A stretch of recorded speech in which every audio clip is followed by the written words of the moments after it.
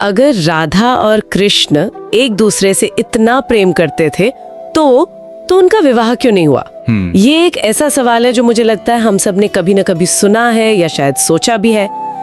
क्या ये कोई अधूरी प्रेम कहानी थी, एक ट्रेजेडी, या फिर इसके पीछे कोई इतना गहरा दिव्य रहस्य है जिसे हम अपनी सांसारिक समझ से पकड़ ही नहीं पा रहे? आज हम इसी सवाल की परतों को एक एक करके खोलने की कोशिश करेंगे। हमारे पास जो स्रोत है वो इस रिश्ते को एक बिल्कुल ही अलग नजरिए से देखते हैं। सांसारिक तो बिल्कुल नहीं, बल्कि पूरी तरह से आध्यात्मिक। तो आज हमारा मकसद इस बात पर बहस करना नहीं है कि विवाह हुआ या नहीं हुआ, बल्कि उनके उस अनंत प्रेम के पीछे के शास्त्रीय सत्य को समझना है। और उस सत्य तक पहुंचने के लिए सबसे पहले राधा और कृष्ण की जो असल पहचान है उसे समझना होगा। हमारे स्रोत ये बिल्कुल साफ करते हैं कि ये दो साधारण इंसानों के प्रेम की कहानी है ही नहीं। ब्रह्मविवर्त पुराण और श्रीमद् भागवत जैसे ग्रंथ हमें एक ऐसी तस्वीर दिखाते हैं जो हमारी कल्पना से कहीं ज्यादा गहरी है। ठीक है, ये ऐसे खोलकर समझते हैं। सबसे पहले राधा कौन थी? क्योंकि स्रोत बहुत साफ साफ कहता है कि वो कोई साधारण गोपी नहीं थी।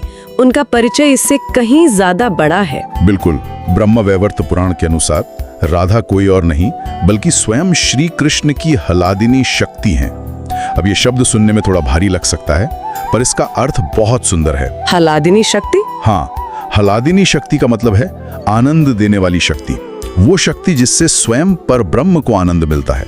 यानी राधा प्रेम और आनंद का ही आप कह सकते हैं मूर्त रूप हैं, और श्री कृष्ण स्वयं पर ब्रह्म है, सर्वोच्च चेतना। हलादिनी शक्ति। तो आप कह रहे हैं कि ये भक्त और भगवान का रिश्ता नहीं, बल्कि चेतना और उसके आनंद के स्वरूप का रिश्ता है। ये तो पूरी बुनियाद ही बदल देता है। आपने बिल्कुल सही पकड़ा। यहीं पर शक्ति और शक्तिमान की अवधारणा आती है। जैसे आग और उसकी गर्मी को अलग नहीं किया जा सकता, जैसे सूरज और उसकी रोशनी को अलग नहीं किया जा सकता। क्या आप कभी ऐसी आग की कल्पना कर सकती हैं जिसमें गर्मी ना हो, या ऐसा सूरज जिसमें रोशनी ना हो? नहीं, ये तो असंभव है। वो दो अलग अलग चीजें हैं ही नहीं, बस एक ही सच्चाई को बताने के दो तरीके हैं। बस यही बात है। कृष्ण शक्तिमान है, यानी ऊर्जा के स्वामी, वो आग, और राधा शक्ति है, यानी वो ऊर्जा, वो गर्मी। वे तत्व से एक ही हैं। अच्छा, तो सोचिए, विवाह तो दो अलग अलग लोगों को एक करने के लिए होता है, लेकिन जब राधा और कृष्ण कभी अलग थे ही नहीं, तो उन्हें एक होने के लिए विवाह की जरूरत कैसे हो सकती है? हाँ, ये बात तो सही है। इसीलिए शास्त्रों में उन्हें नित्य संयुक्त कहा गया है, मतलब जो सदा से एक हैं, सदा से जुड़े हुए हैं। ये बात तो पूरे दृष्टिकोण को ही बदल देती है। इसी से वैष्णव आचार्यों का वो कथन जुड़ता है जो हमारे स्रोत में भी है। राधा कृष्ण की पत्नी नहीं है, राधा कृष्ण का हृदय है। ये कोई रोमांटिक लाइन नहीं है, ये एक आध्यात्मिक सच्चाई है। बिल्कुल, ये रिश्ता अधिकार या सामाजिक मान्यता का है ही नहीं, ये अस्तित्व का है। जो स्वयं कृष्ण का स्वरूप है, उनका कृष्ण से विवाह कैसे हो सकता है? ये तो ऐसा हुआ जैसे कोई व्यक्ति खुद से ही विवाह कर ले। ठीक है, ये वननेस या एक होने का विचार बहुत गहरा है, लेकिन यहीं पर स्रोत एक ऐसी बात कहता है जो मुझे उलझा रही है। एक विरोधाभास जैसा लगता है। स्रोत कहता है कि अगर राधा और कृष्ण का विवाह हो जाता तो भक्ति सीमित हो जाती। अब ये बात मेरे लिए समझना मुश्किल है। हमारी दुनिया में तो विवाह को प्रतिबद्धता की सबसे ऊंची निशानी माना जाता है, तो फिर हाँ, सही बात है। विवाह से भक्ति सीमित कैसे हो सकती है? ये तो बिल्कुल उल्टा लग रहा है। ये वाकई एक बहुत ही दिलचस्प और गहरा बिंदु है, और इसे समझने के लिए हमें श्रीमद् भागवत महापुराण के नजरिए को देखना होगा। देखिए, विवाह एक सामाजिक व्यवस्था है। ये दो लोगों को एक रिश्ते में अधिकार और कर्तव्य देती है। ये मेरे पति हैं, ये मेरी पत्नी है। इसमें एक तरह का स्वामित्व का भाव जुड़ा होता है। हाँ, एक सामाजिक ढांचा, एक तरह का कॉन्ट्रैक्ट। बिल्कुल।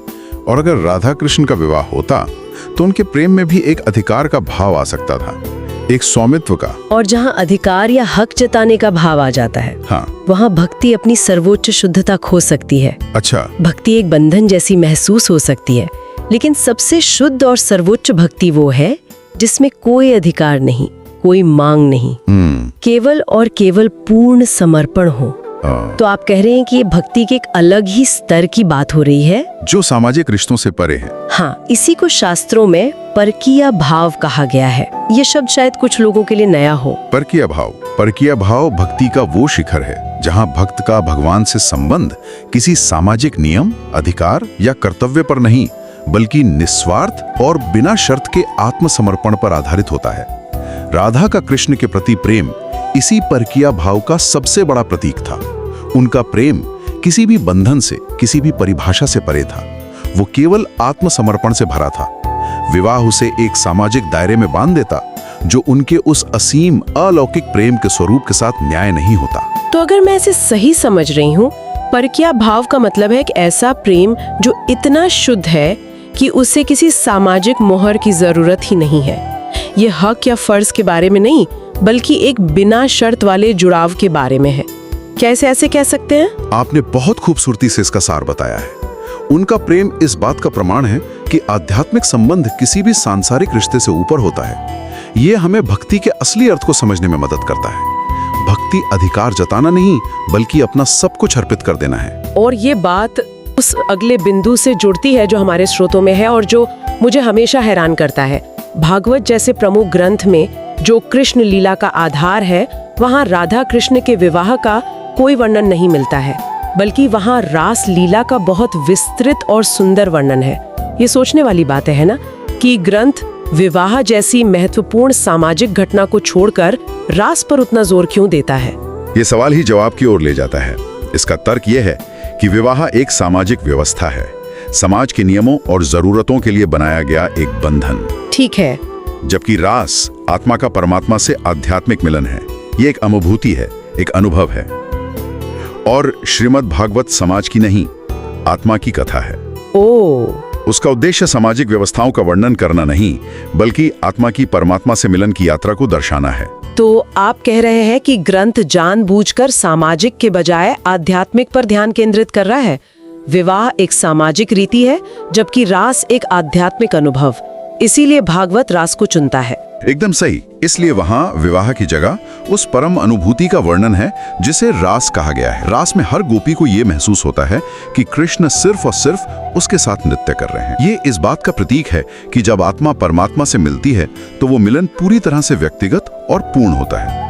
ये एक सामाजिक समारोह नहीं, बल्कि एक आंतरिक आध्यात्मिक उत्सव है। लेकिन रुकिए, यहाँ एक और परत है जो मामले को और भी दिलचस्प बना देती है। स्रोत इस तथ्य का भी उल्लेख करते हैं कि कुछ शास्त्रों में राधा का सामाजिक विवाह अयन घोष नाम के एक व्यक्ति से होने की बात कही गई है।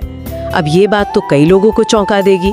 ये तो पूरे मामले को और ज्यादा उलझा नहीं देती? हाँ, ये पहली नजर में विरोधाभासी लग सकता है। एक तरफ आप कह रहे हैं कि उनका कृष्ण से संबंध अलौकिक है और दूसरी तरफ उनका विवाह किसी और से हुआ था।